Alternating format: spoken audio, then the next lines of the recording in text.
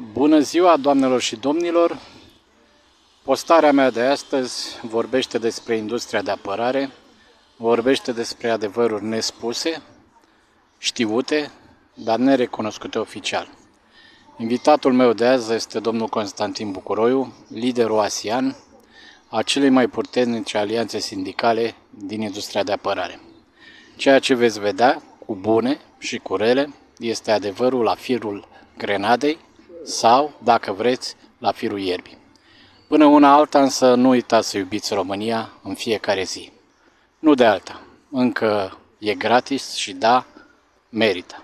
Vă doresc o zi și o săptămână binecuvântată.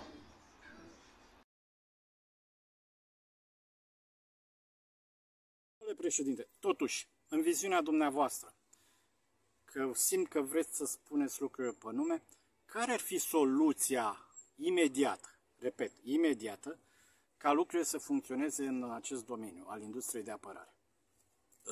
Cu tot respectul pe care vi-l port, răspunsul nostru a fost de fapt conturat într-o ședință în cadrul Alianței Sindicatului Industria de Apărare Aeronautică și Navală, unde noi am spus-o clar și propunerea rămâne valabil pentru orice guvern care vine cu interesul național și nu cu interese de partid sau de grupuri, că ar trebui un minister al industriei de apărare, condus de un ministru care ar să aibă sarcini direct pe construcția modelului de industrie de apărare de stat și privat din România.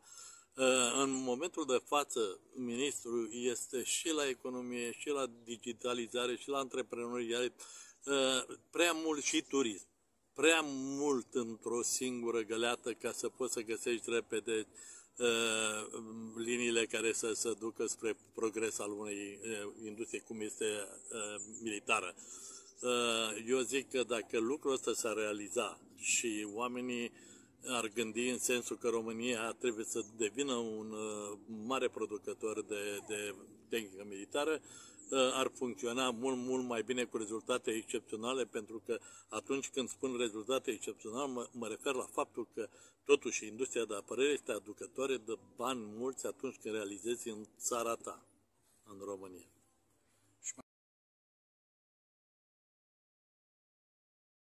Până una alta, tot ce ați auzit, tot ce ați văzut, este adevărul acela pe care guvernanții, din vari motive, uită să ni-l spună.